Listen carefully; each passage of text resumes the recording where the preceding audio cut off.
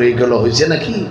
আমার বন্ধুগণ, এক লোক গেছে, আপনার কথায় একটা উদাহরণ মনে পড়ছিল, তা বলতে চাচ্ছি না। একটা উদাহরণ আমি দিয়েছিল, ওয়াসারাল হায়াতাদ দুনিয়া নিয়ে একটা উদাহরণ দিই। উঠে যাবেন নাকি? উঠে গেলে তারই মোনাজাত করবো। তাহলে ঠিক আছে, একটু আল্লাহু আকবার বলেন।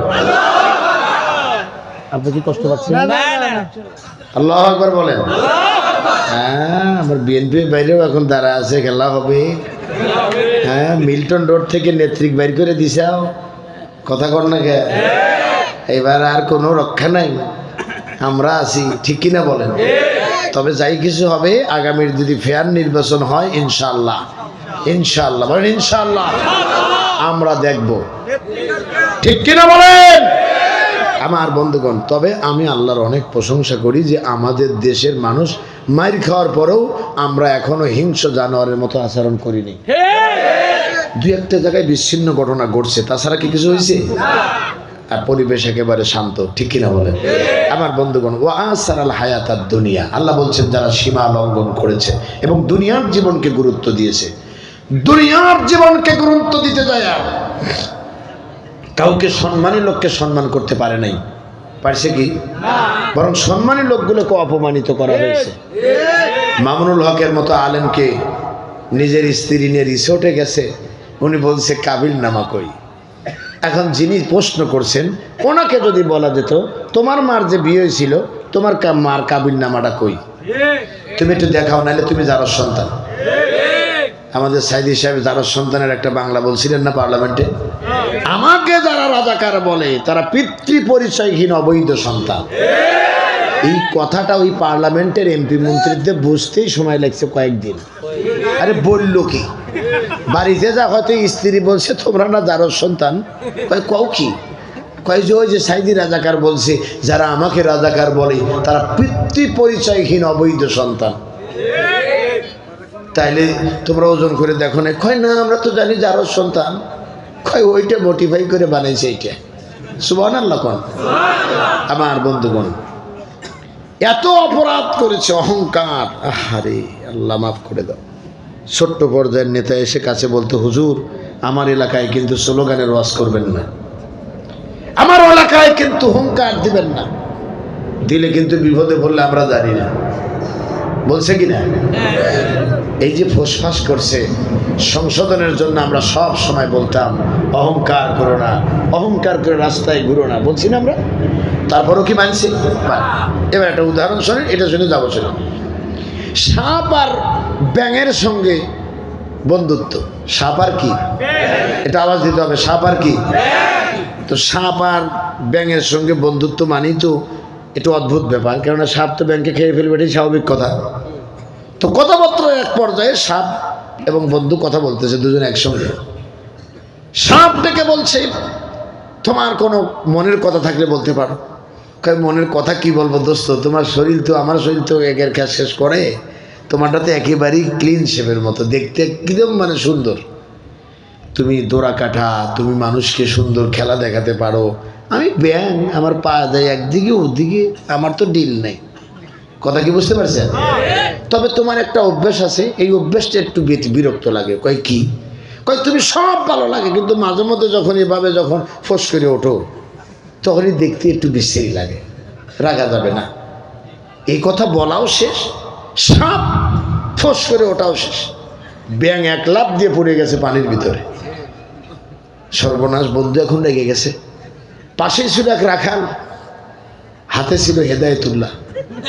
কথা কয় না, হাতে ছিল কি? সাপের ফোঁস শব্দ শুনলে হেদায়েতুল্লাহ কি করতে পারে? কয়েকটা গাড়ির উপরে মারছে।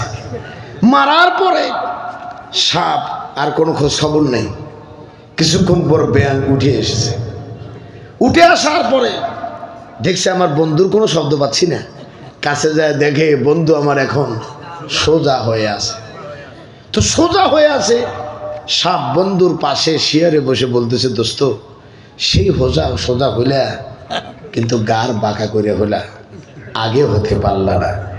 আমরা বিগত স্বৈরাচারদের অনেক সংশোধনের কথা বলেছিলাম, হেদায়েতের পথে আসতে বলেছিলাম, কোরআনের পথে বিরোধিতা না করার কথা বলেছিলাম, তারা তা না করে অহংকারে আস্ফালনে ফেটে উঠেছিল। আল্লাহ পাক বলছেন লা তামশি ফিল আরদি মারহান, অহংকার করে জমিনের বুকে পদচারণ করো না, এই জমিন কিন্তু তোমাকে ছেড়ে দিবে না। আর চিল্লায় বলেন ঠিক কিনা? এই জমিন ছেড়ে দেয় নাই, আল্লাহ পাক তাদেরকে ধরালেন, সেই সোজা হলো, আর কোনো খবর নাই। এখন সব জায়গায় এমন হয়েছে এদের বিরুদ্ধে কথা না বললে মানুষ ওয়াজই শুনতে চায় না। তাহলে বোঝা গেল এত উন্নয়নের পরেও ক্ষমতা ছাড়া 15 মিনিটও টিকতে পারলাম না, এর মানে হলো আমার পিএস চুরি করেছে 400 কোটি টাকা। জনগণ আর বুঝতে বাকি নাই, পিয়ন যদি 400 কোটি মারিয়ে দিতে পারে, না জানি খালা আম্মা কত টাকা মেরেছে।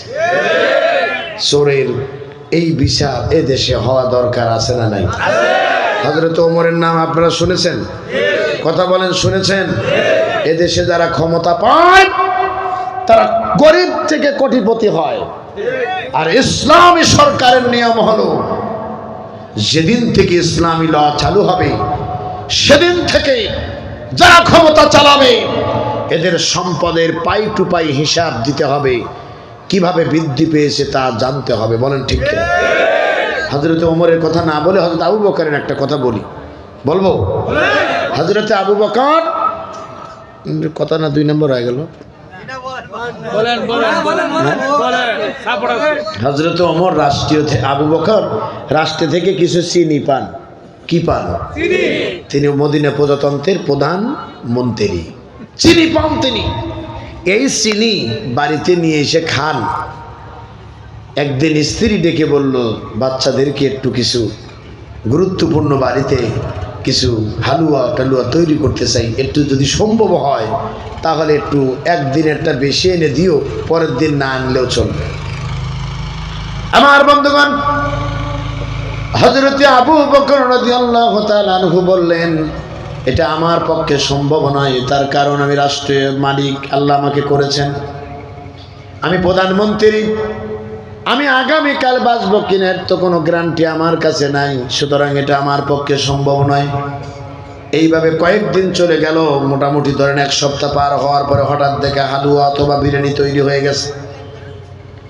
হযরত আবু বকর স্ত্রীকে জিজ্ঞাসা করলেন, তুমি তো আমার কাছ থেকে চেয়েছিলে, চিনি চেয়েছিলে বেশি, আমি তো তোমারে দেই নাই, কিন্তু যা তোমারে দেওয়া হয় রাষ্ট্রীয় কোষাগার থেকে সেটা দিয়েও তো প্রতিদিন চলার কথা, এভাবে বেশি হওয়ার তো কথা নয়, পাইলে কোত্থেকে?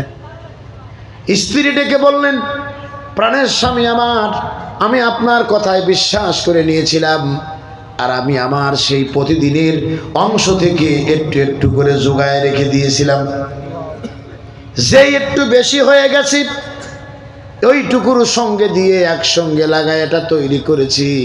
হযরত আবু বকর তিনি ডেকে বললেন, ঠিক আছে, তোমার কোনো সমস্যা নেই, তুমি কাজ করেছো।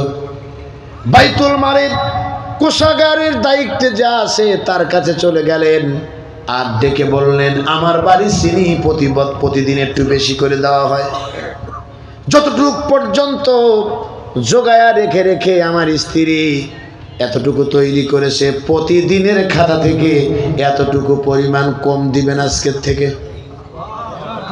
আপনারা কথাটা ভালো করে বুঝতে পারেন নাই? প্রতিদিন মনে করেন 50 গ্রাম যদি জোগায় রেখে থাকে আমার স্ত্রী, তাহলে আজকের থেকে আমি রাষ্ট্রপ্রধান ঘোষণা দিলাম, আমার স্ত্রীকে 50% করে বেশি কম দিবেন আজকের থেকে। তার কারণটা হলো, বুঝতে পেরেছি আমার বাড়িতে এত চিনির প্রয়োজন নাই। এমন যদি হতো আমার দেশের শাসক হতো আবু বকরের মতো, হতো ওমরেরই মতো, প্রজার দুঃখে তাদের চোখে আসতো না রে ঘুম, দেশের ভিতর পড়ে যেত শান্তি সুখের ধুম। রাস্তায় যখন সবাই ঘুমিয়ে, ইসলামী সরকারের দায়িত্বশীলরা তখন তাহাজ্জুদ পড়ে রাস্তায় নেমে যাবে। আহারে মুসলমান, আমার স্বপ্ন আমি যদি একদিন দেখে যেতে পারতাম, এটা আমার চাওয়া, এটা আমার পাওয়া। এক ওয়াক্ত খাবার খেয়ে বাঁচতে চাই, তবু আমার আল্লাহর আইন দেখে মরতে চাই, ইনশাআল্লাহ। বলেন, ইসলামী রাষ্ট্রপ্রধান এবং ইসলামী রাষ্ট্র পরিচালনার সদস্যবৃন্দরা তাহাজ্জুদের নামাজ পড়ে মানুষ যখন ঘুমায়, বাড়িতে গিয়ে কান লাগিয়ে শুনবে কে কাঁদতেছে কার জন্যে। পরের দিন তার বন্ধ ব্যবস্থা হয়ে যাবে। মনে রাখবা মুসলমানেরা, এটি সম্ভাবনাময় বাংলাদেশ এবং সম্ভাব্য ইসলাম প্রতিষ্ঠা হওয়ার দ্বার প্রান্তে বাংলাদেশ। ইনশাআল্লাহ বলেন। আপনারা কি আল্লাহর আইন চান? কারা কারা চান এটা হাত উঠান, আল্লাহু আকবার বলেন। আমরা আল্লাহর আইন চাই। বলো আমরা কি চাই? হাত নাবা মুসলমান, আমরা আল্লাহর আইন চাই। মনে রাখতে হবে, মুসলিম হয়ে জন্ম নিয়েছি, আমরা কেন মানুষের তৈরি করা আইন মানবো? আমরা আল্লাহর আইন মানতে চাই। ইনশাআল্লাহ বলেন। প্রিয় ভাই সব, আপনারা অনেক আমাকে ভালোবাসা দিয়েছেন আর আমিও পেয়েছি মন ভরে। আপনারা আমার জন্য দোয়া করবেন। আবার দেখা হবে ইনশাআল্লাহ, কথা হবে মাঝে মধ্যে। আপনারা আমার কি ইএমএস এ যাবেন আপনারা। EMS average limited multi group multi ফ্যাপসের একটি প্রতিষ্ঠান। এখানে ইএমএস এখানে আমি জুমার খুতবা দিই, আলহামদুলিল্লাহ। মাল্টি ফ্যাপস লিমিটেডের এমডি স্যার আমাকে মনোনীত করে সেখানে এই স্বৈরাচারের চোখ রাঙ্গানিকে পরোয়া না করে স্যার আমাকে খুতবা দেওয়ার অনুমতি দিয়েছেন, আলহামদুলিল্লাহ। আমি অন্তর থেকে দোয়া করি তাদের জন্য। প্রিয় ভাই আমার শাহিন ভাই এসেছেন, ওই ইএমএস এর একজন কর্মকর্তা, অত্যন্ত ভদ্র একজন মানুষ, যার ছোঁয়ায় আমরা অভিভূত, আলহামদুলিল্লাহ। আমার অনেক বন্ধু বান্ধব এখানে এসেছেন যারা কথা শোনার জন্য। মাল্টিফ্যাপসের আরও একজন কর্মকর্তা এসেছেন। আমি সবার জন্য হৃদয় ভরে দোয়া করছি। ইসলামিক গান শুনতে চাচ্ছেন আপনারা, আসলে ইসলামিক গান শোনার মতো বা বলার মতো কণ্ঠ আমার এই মুহূর্তে নাই। যা আছে তাই বলবো। আচ্ছা ঠিক আছে। আমার সবচেয়ে মনোনীত একটি গান, অনেক গানের